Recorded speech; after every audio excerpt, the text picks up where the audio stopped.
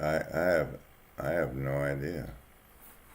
I think we just changed which live chat box was open. You should play something so you can stop talking and not feel guilty about it. Why don't you play some of the eye stalk wiggle so we can stay on topic? Yeah? Okay. Well, we'll just that's in the all videos. You're not even showing the thing? Jesus.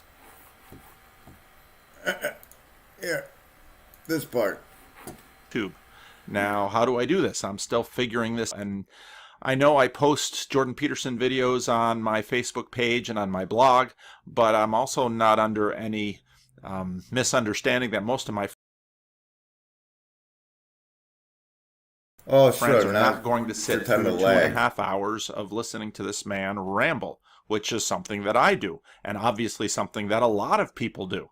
Is blinded by his self-interests, and like this is about self-surrender and self-abandonment, right? This is about making the cookies, because the cookies are being made whether you like it or not.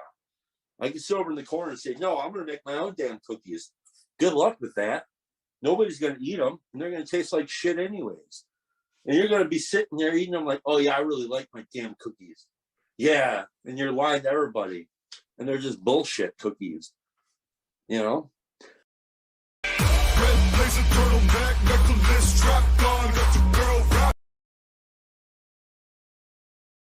Wow, that's not the part that the audio's at. Hi everybody, I'm live on the internet. Look, you're watching. No, you're not, but maybe you're watching the video later. Who knows? Wow, that's weird. Is kind of a prolegomena. See, like the prolegomena video part is right there. It's like 10 seconds off now. That's weird. So, hi. Welcome to Wednesday Wiggle, which is part of the virtually not alone network thing, because you know, when you're hearing my voice, you're virtually not alone. Like you got other voices besides the one in your skull that you're hearing.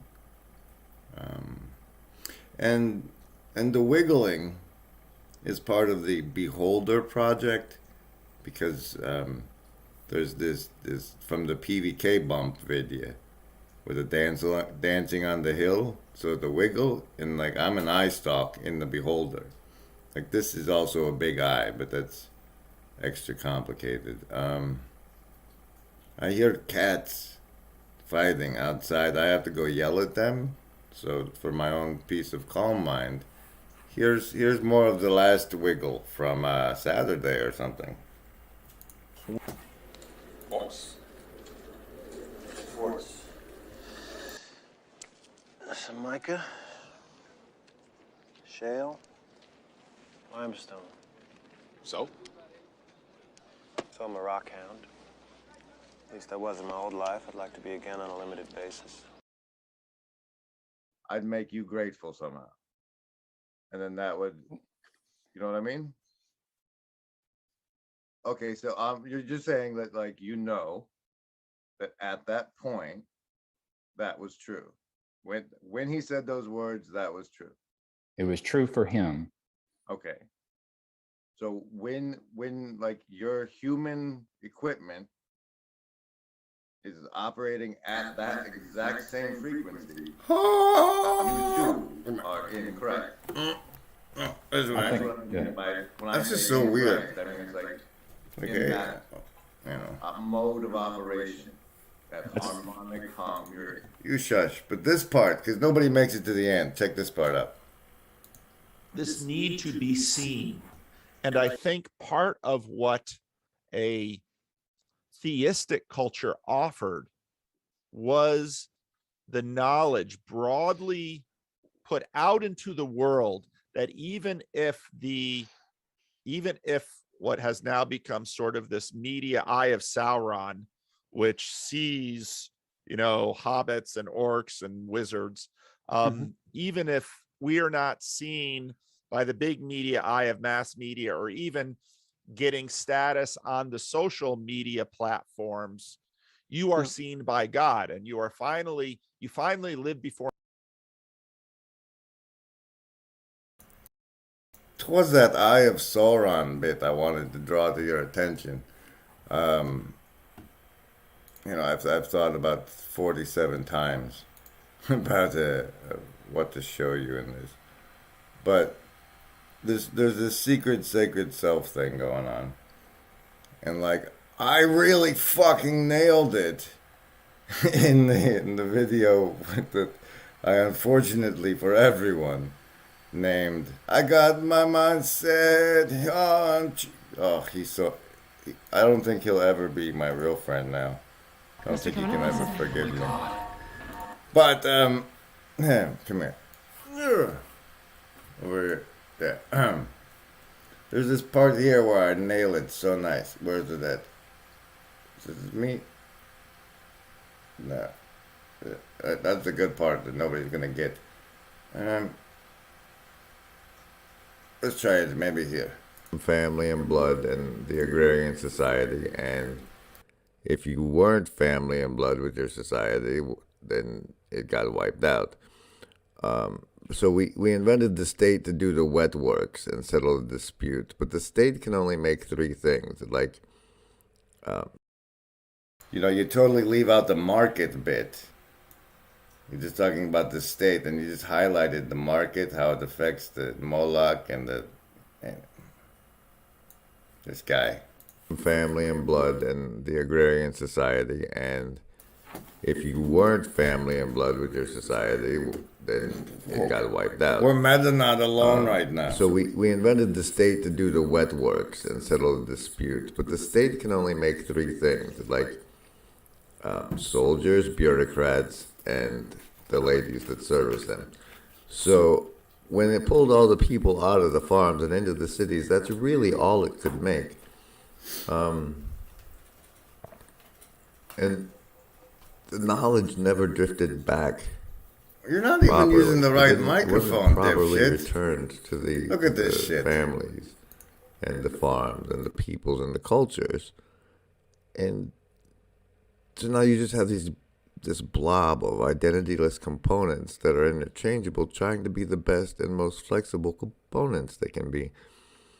And what Tyler Durden's thing was he replaced the meta myth. Oh, this is the bit of a God that so loved the world he gave his only son to help redeem it, or just to blanket redeem it. To this one here. You are not your job. You're not how much money you have in the bank. You're not the car you drive. You're not the contents of your wallet. You're not your gender. You're your secret sacred self. That was it. That was when I nailed it right there. I hope you enjoyed that. That gold mine clip from the Grim Grizz whatever's. Let me try real hard to do the Beholder project, and special shout out to Seshat, and also our shadow cabal of production executives. So far, Gideon. Now. Come on. Okay, so there I was. In paint, showing you guys things in paint. And that's what I'm going to try to do again now here. So we turn this on. Hey, and then we turn this on. Wow, look at that. Now we're going to do... Oh. There is no agency. We want what's best for you. The Dissociated Press, brought to you by the Dissociated Press, part of the Virtually Not Alone network. Ta-da! Okay, then we did this one. Can we do this one? What's this? Ah! That's not really helpful. That's not helpful. Okay, we do this. What if we sort of, yeah, that's fine. But live in front of you guys, because why not? It's the GrXASQY show, starring GrXASQY. And anybody? Oh, Saturday I want to do an open Zoom thingy. If you're interested, say so in the comments, and I'll figure out how to get you the link. Like, it's gonna be open, but not open, you know, because I don't know. Safety first. Safety first.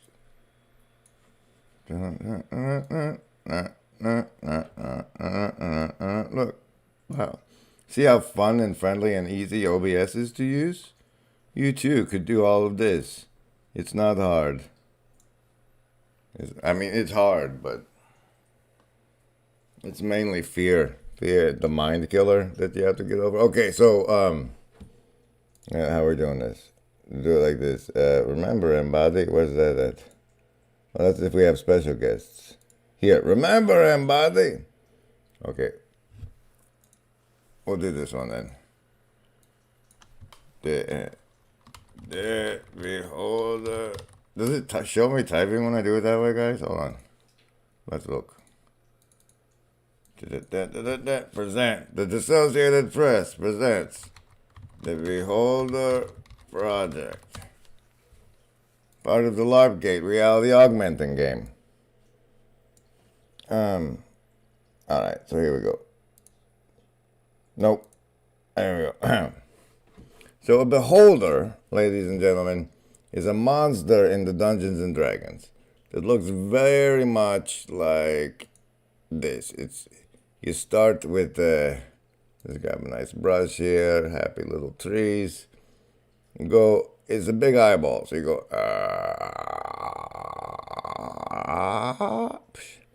Now, in the Beholder project, the eyeball is kind of a projector.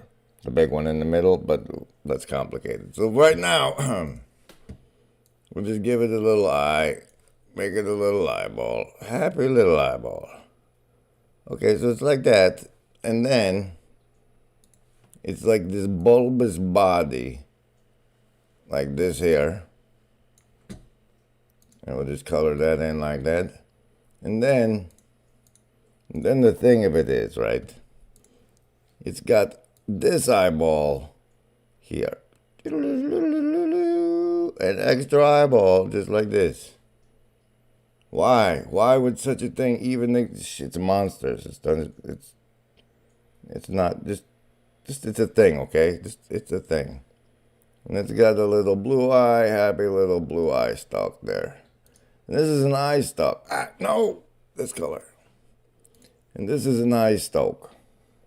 Now, in the project, when I do one of these eye stalk wiggle things, like this stream here, where I go through my own internet viewing history and go through the parts, the things I spent hours watching, and I pull out the good bits and give to you, that is a recursion of my history, a history recursion that I'm doing as a little eye stalk. And I wiggle, and since I'm the only eye stalk doing the wiggle, that's the only thing coming out the big... You're not even showing the right thing. Since I'm the only ice dog doing the wiggle, that's the only thing coming out the big eye. But now, Gavin did the horrible... I mean, first, great. He actually did one. So there's two wiggles going on. Now, he didn't edit down the in between the wiggle. So like there's way too much of his video is like, I'll show you. He put it out there, right? Let me find it here. Hold on. Here, let's go back to my awesome Wednesday wiggle. No, that's tonight. What are you doing? Oh yeah, God. I got my mind set. Oh, here it is. Here it is. Let's go to this part. Is that I need to care for myself and make sure that I'm, all like happy and healthy, all this shit. Tying in with what you said, they are now harvesting are emotional responses. That is the game they're playing. They are engaging us emotionally. And this is what I said earlier about the AI learning. So they are pushing. So I think a lot of these crazy policies that are coming out from various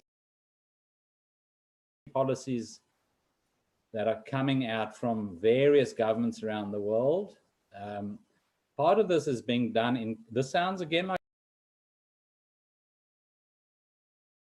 Grimgris channel, you're already... That's fucking meta. Okay, so here's Gavin's wiggle. 2021, he did a Halloween wiggle. Let's take a close examination and criticize it until he's dead. Here we have, like, you're showing the whole history. That's fine if you're doing it live, but you got to cut it out for the finished product.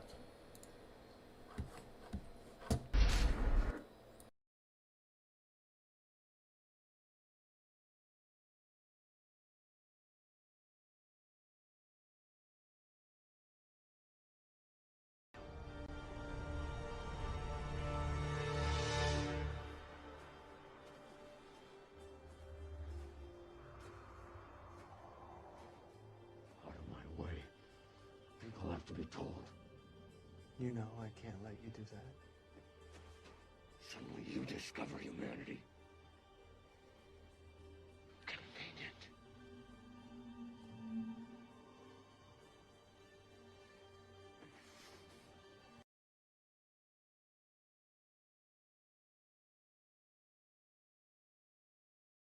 Believe in yourself and you'll find your way. Life starts with a spark.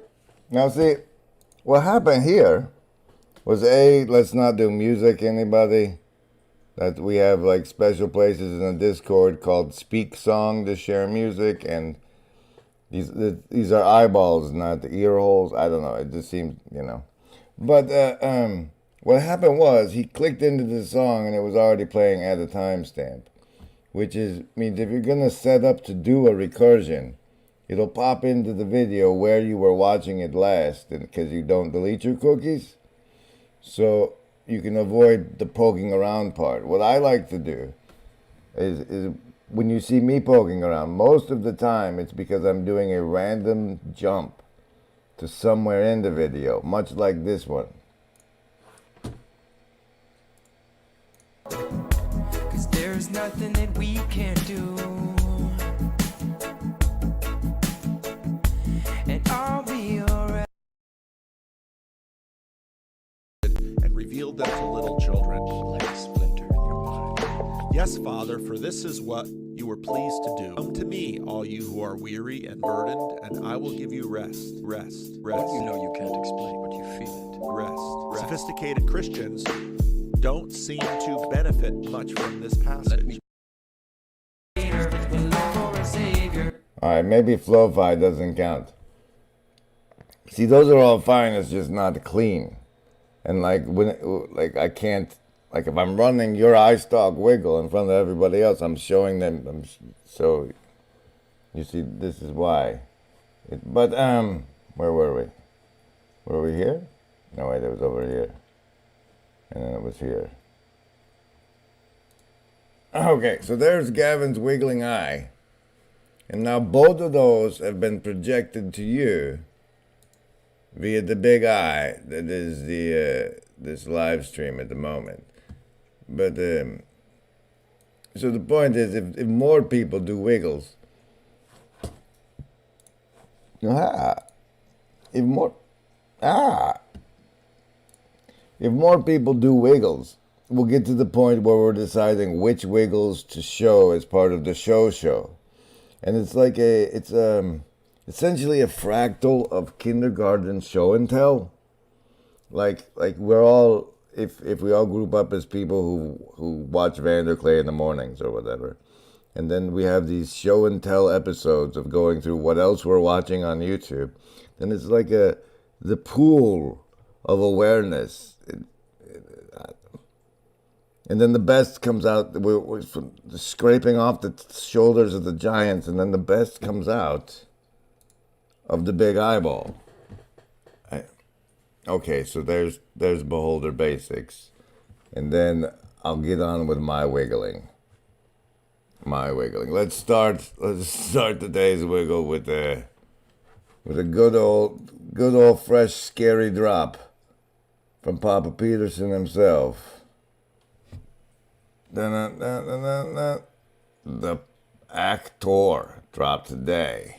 I'm sure you all saw my coverage of the other Yahoo one yesterday. If not, YouTube will probably feed it to you if you're a subscriber. You know, there's a subscribe button down there. You can click on that. Oh, wait, no, put this one here.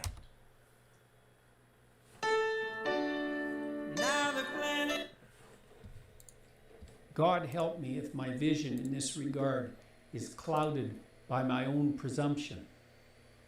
But I see an actor, not a real boy.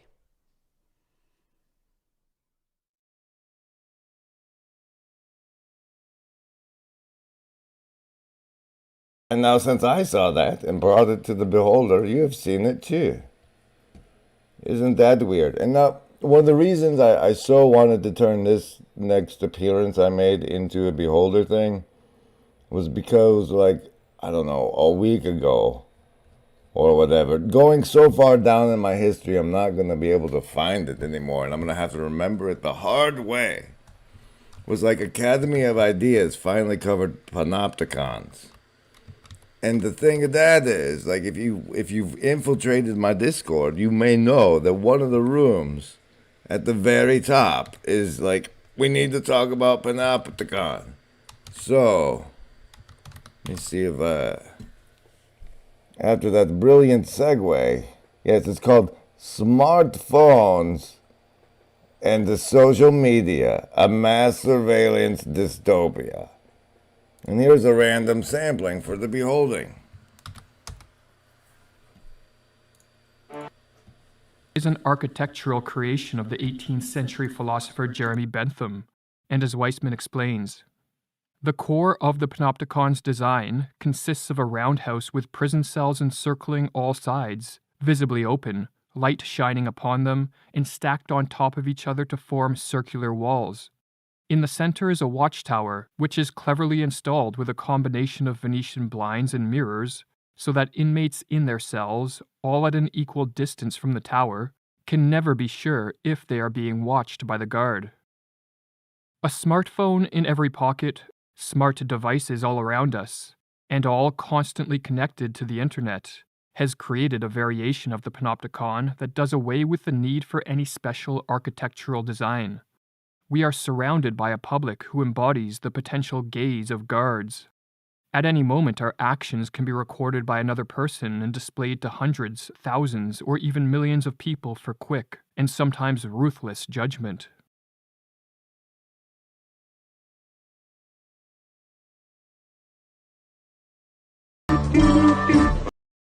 You improve your equipment. I'm on my way up.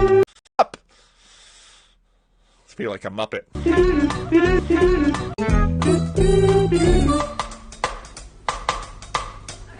I'm on my way up.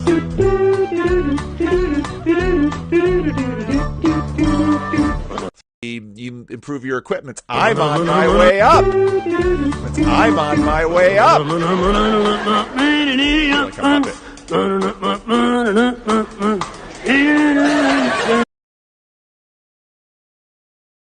Relationship with monsters, symbolism of St. Christopher, especially the aspect of his later legend, which has him crossing a river, carrying the young Christ child. But we'll see that this pattern of crossing rivers and the relationship with monsters, and also even the notion of a trick being played, and let's say being both playing tricks and being the subject of tricks, will be an interesting way to understand what happens at the end of a world, what happens, in a similar way as when we talk about how the fool turns things upside down and turns things right side up, that Mathieu has hinted at in his book. We're going to...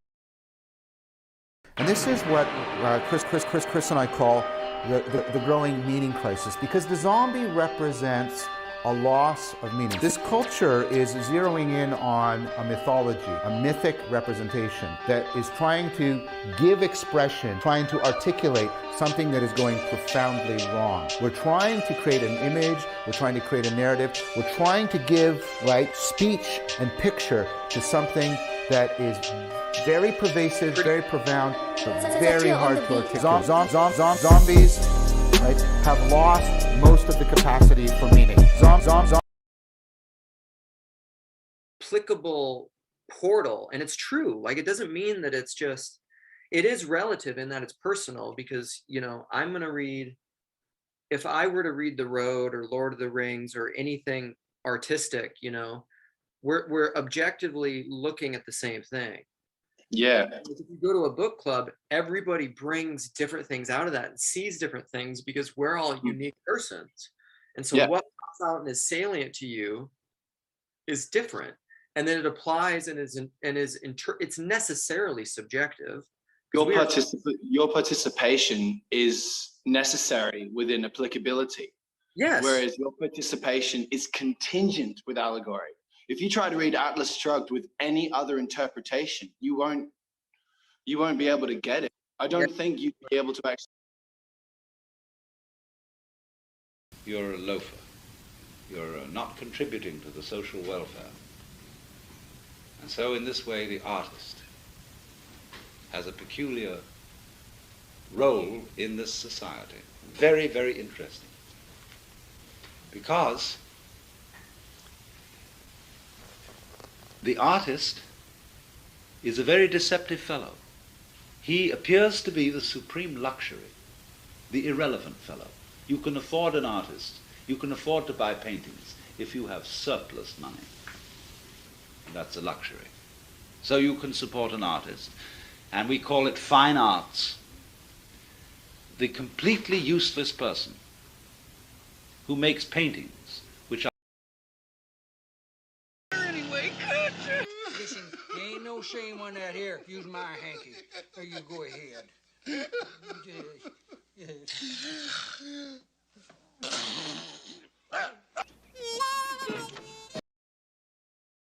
Came out that the national income of Britain, GDP as it's called, had fallen by more than 20%.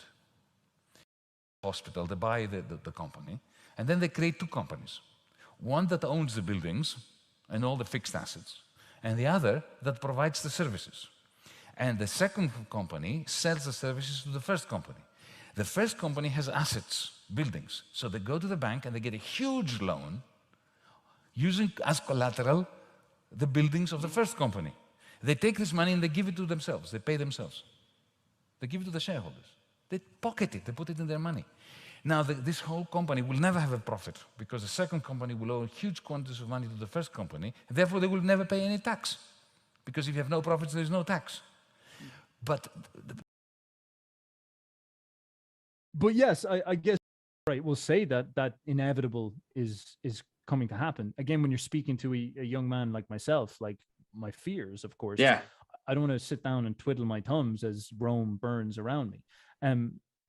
Like, should I be like the Goths and saying to myself, like, what do I focus on to be part of something new? Like, what's the next step, you know? And again, it kind of comes back to me as that type of thing, is that like the Christians, they will actually offer quite a genuine way to take a step forward, because they're like, look, we'll literally like have communities that will survive any type of infrastructure collapse. So you're going to be all right here. That's definitely a massive upside. But then there's also an aspect of like, all right, well, what could be created, what could be crafted, the masculine assertive energy that will build something new, that actually will set the best foot forward, as I said. And despite the fact that there's ruins all around and everything's kind of in place. I need to go anyways. We've been going for like an hour and a half, but I really enjoyed this. Like, and I saw like a 15-year-old come up to his friends and say, oh, I read this short story, I'd like to read it to you guys, would you be interested? And everybody sits down and he reads a short story to them. And so it was just like this completely crazy world. So I brought my son, I went there one time and I was like, this is amazing. So I brought my son there the next year and he loved it. And this summer he asked me, he said, Dad, I want to go to Saskatoon. I want to spend the summer there. And he's 16 and he's like, this is what he wanted. He said, if I stay here All I'm gonna be is on my computer. I'll be playing Minecraft. I'll be on my phone. He's like, I want to go there. And so we sent him there for to work there. He worked like construction. Yeah. And every, twice a week they would have parties with these different families and play soccer and, have square dances.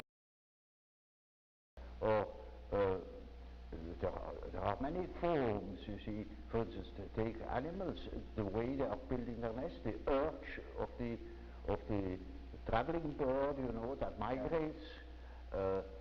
Now, all they are driven by a sort of energy manifestation. I agree. And you see, the meaning of the word sexuality would be entirely gone if everything is that. So Freud himself saw that this is not applicable everywhere, and later on he corrected himself by work. Well, it's a feeling into things, predictive laws of cyclical phenomena that define for us what part of reality goes around and comes around. In other words, we can predict simple phenomena involving the mechanical orbits in gravitational fields. We can make simple predictions about the end results of certain chemical processes, certain nuclear processes, so forth and so on. But when you lay it against the background of nature and experience, it begins to look like pretty thin soup. It's no one of those in. Is that hard to simulate? Or if I was to add like a polynomial number of those in, like that definitely is hard to simulate. But like, what's the in between? Like, how does it go from like, if you have 0 of them, it's completely classically simulable. If you have a polynomial amount, it's universal. Like where does the, like, how important is the dependence on T gates?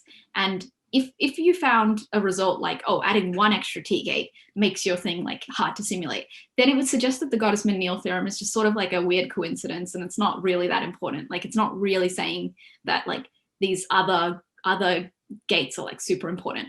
It's just a like weird fact that if you have 0 of them, that like, it doesn't that it's easy to simulate.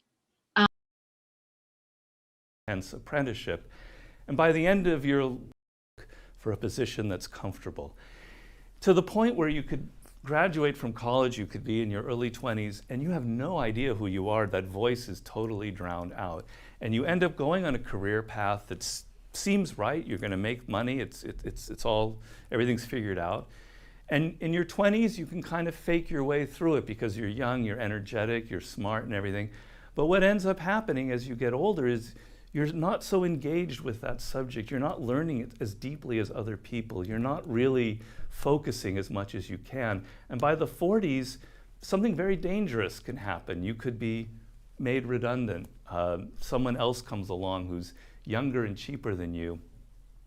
And now you're pretty much screwed because you haven't built up the skills that you needed to build up to adjust your career. Well, masters, like Leonardo, are people who hear that voice and they hear it so strongly that they stay true to it throughout the course of their life. You could draw a line from that 8-year-old boy to the 64-year-old man who's on his deathbed. That doesn't mean that they take wrong paths, that sometimes the voice goes away a little bit and they try something that doesn't suit them. That happens, but they hear it again, they find their way back to that path, and they continue all the way to the end of their life. What this means, the minute you recover your can we and how would we close that shared fantasy space, or is that even a useful thing to attempt to do? The minute you recover your memories and distinguish the fake or inauthentic introjects from the authentic introject, the shared fantasy cannot continue. The shared fantasy relies critically on dissociation. On dissociation and the suspension of a state of self, of a constellated self. So self is a defense against such intrusions. The self has boundaries. So the self is a defense against the world. It's where you The boundary is where your self ends and the world begins. When the self is not constellated, is porous, and so on, you have psychosis. The psychotic person confuses internal objects with external